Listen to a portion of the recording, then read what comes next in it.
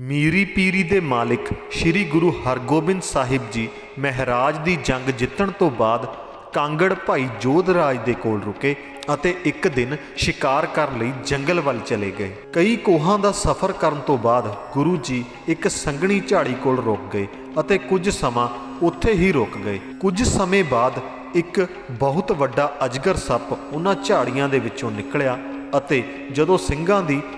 ਨਜ਼ਰ ਉਸ ਉੱਪਰ ਪਈ ਤਾਂ ਸਿੱਖਾਂ ਨੇ ਉਸ ਸੱਪ ਨੂੰ ਇੱਕ ਪਾਸਿਓਂ ਹਟਾਉਣ ਦਾ ਯਤਨ ਕੀਤਾ, ਪਰ ਗੁਰੂ ਜੀ ਦੁਆਰਾ ਸਿੱਖਾਂ ਨੂੰ ਇਸ ਤਰ੍ਹਾਂ ਕਰਨ ਤੋਂ ਮਨ੍ਹਾ ਕਰ ਦਿੱਤਾ ਗਿਆ ਅਤੇ ਕਿਹਾ ਕਿ ਇਸ ਨੂੰ ਰੋਕੋ ਨਾ, ਕਿਉਂਕਿ ਇਹ ਤਾਂ ਵਿਚਾਰਾ ਦੁਖੀ ਹੈ ਅਤੇ ਸ਼ਰਨ ਵਿੱਚ ਆ ਰਿਹਾ ਹੈ, ਇਸ ਨੂੰ ਆਉਣ ਦਿਓ। ਜਿਸ ਤੋਂ ਬਾਅਦ ਸੱਪ ਗੁਰੂ ਜੀ ਦੇ ਚਰਨਾਂ ਦੇ ਕੋਲ ਆ ਖਲੋਤਾ ਤਾਂ ਗੁਰੂ ਜੀ ਨੇ ਆਪਣੇ ਸੱਜੇ ਪੈਰ ਨੂੰ ਜੁੱਤੀ ਵਿੱਚੋਂ ਬਾਹਰ ਕੱਢਿਆ ਅਤੇ ਸੱਪ ਦੇ ਸਿਰ ਨੂੰ ਛੂਹਿਆ ਤਾਂ ਗੁਰੂ ਜੀ ਦਾ ਚਰਨ ਜਿਵੇਂ ਹੀ ਸੱਪ ਦੇ ਸਰੀਰ ਨੂੰ ਲੱਗਾ ਤਾਂ ਉਸ ਸੱਪ ਦਾ ਸਰੀਰ ਸਾਰੇ ਦਾ ਸਾਰਾ ਪਾਟ ਗਿਆ ਤੇ ਸੱਪ ਦੇ ਸਰੀਰ ਵਿੱਚੋਂ ਖੂਨ ਦੇ ਨਾਲ ਕੀੜੇ ਵੀ ਨਿਕਲਣ ਲੱਗੇ। ਤਾਂ ਇਹ ਸਭ ਦੇਖ ਕੇ ਸਾਰੇ ਜਾਣੇ ਹੈਰਾਨ ਰਹਿ ਗਏ ਅਤੇ ਭਾਈ ਜੋਧਰਾਏ ਨੇ ਹੈਰਾਨ ਹੋ ਕੇ ਗੁਰੂ ਜੀ ਤੋਂ ਪੁੱਛਿਆ ਕਿ ਮਹਾਰਾਜ ਜੀ, ਮਰੇ ਸੱਪ ਦੇ ਤਾਂ ਕੀੜੇ ਪੈ ਸਕਦੇ ਨੇ, ਪਰ ਜਿਉਂਦੇ ਸੱਪ ਵਿੱਚ ਕੀੜੇ ਕਿਵੇਂ ਹੋ ਸਕਦੇ ਨੇ? ਕਿਰਪਾ ਕਰਕੇ ਸਾਨੂੰ ਇਸ ਕੌਤਕ ਦੇ ਬਾਰੇ ਦੱਸੋ। ਤਾਂ ਗੁਰੂ ਜੀ ਨੇ ਫਰਮਾਇਆ ਕਿ ਇਹ ਸੱਪ ਪਿਛਲੇ ਜਨਮ ਵਿੱਚ ਇੱਕ ਪਖੰਡੀ ਸਾਧੂ ਸੀ ਜੋ ਕਿ ਲੋਕਾਂ ਨੂੰ ਆਪਣੇ ਪਿੱਛੇ ਲਗਾ ਕੇ ਉਹਨਾਂ ਕੋਲੋਂ ਸੇਵਾ ਕਰਵਾਉਂਦਾ ਸੀ। ਲੋਕ ਇਸ ਨੂੰ ਖੁੱਲ੍ਹੀ ਮਾਇਆ ਚੜਾਉਂਦੇ ਸਨ, ਜਿਸ ਨਾਲ ਇਹ ਮਨ ਭਾਉਂਦਾ ਖਾਂਦਾ ਅਤੇ ਐਸ਼ ਕਰਦਾ ਸੀ। ਇੱਕ ਵਾਰੀ ਗੁਰੂ ਨਾਨਕ ਦੇਵ ਜੀ ਇਸ ਦੇ ਪਿੰਡ ਪਹੁੰਚ ਗਏ, ਜਿਸ ਦਾ ਨਾਮ ਲੰਬਵਾਲੀ ਸੀ। ਪਿੰਡ ਵਿੱਚ ਪਹੁੰਚਦਿਆਂ ਸਾਰ ਹੀ ਭਾਈ ਮਰਦਾਨਾ ਜੀ ਗੁਰੂ ਜੀ ਨੂੰ ਆਖਣ ਲੱਗੇ ਕਿ ਗੁਰੂ ਜੀ, ਮੈਨੂੰ ਬਹੁਤ ਪਿਆਸ ਲੱਗੀ ਹੈ। ਤਾਂ ਗੁਰੂ ਜੀ ਨੇ ਕਿਹਾ ਕਿ ਇੱਥੋਂ ਥੋੜ੍ਹਾ ਜਿਹਾ ਅੱਗੇ ਜਾ ਕੇ ਇੱਕ ਰੇਤ ਦਾ ਟਿੱਬਾ ਆਵੇਗਾ, ਜਿੱਥੇ ਇੱਕ ਸਾਧੂ ਰਹਿੰਦਾ ਹੈ,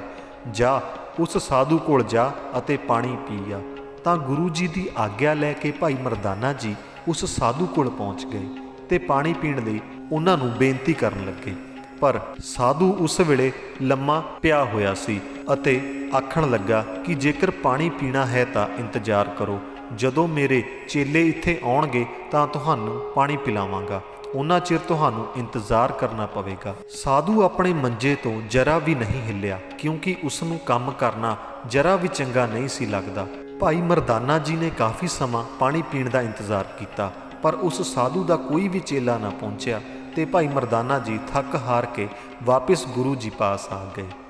ਅਤੇ ਸਾਰੀ ਵਾਰਤਾਲਾਪ ਉਹਨਾਂ ਨੇ ਗੁਰੂ ਜੀ ਨੂੰ ਦੱਸੀ।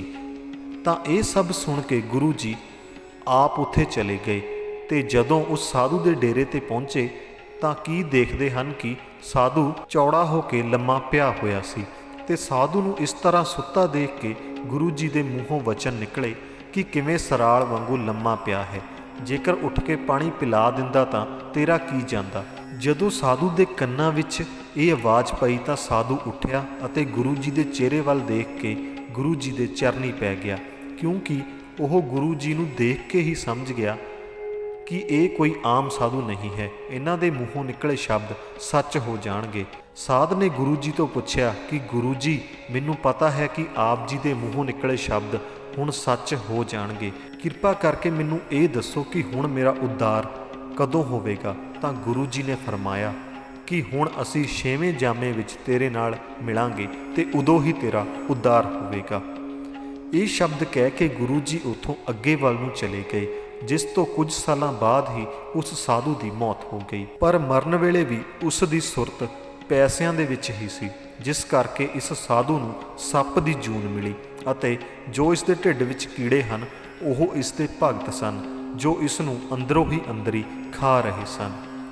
ਜਿਵੇਂ ਇਸ ਨੇ ਪਹਿਲਾਂ ਭਗਤਾਂ ਦਾ ਪੈਸਾ ਖਾਧਾ ਸੀ, ਹੁਣ ਇਸੇ ਤਰ੍ਹਾਂ ਉਹ ਕੀੜਿਆਂ ਦੇ ਰੂਪ ਵਿੱਚ ਇਸ ਨੂੰ ਖਾ ਰਹੇ ਸਨ ਤੇ ਅੱਜ ਇਸ ਦਾ ਅਤੇ ਇਸ ਦੇ ਭਗਤਾਂ ਦਾ ਉद्धार ਹੋ ਚੁੱਕਿਆ ਹੈ। ਗੁਰੂ ਪਿਆਰਿਓ, ਬੋਲੋ ਸਤਨਾਮ ਸ਼੍ਰੀ ਵਾਹਿਗੁਰੂ ਜੀ।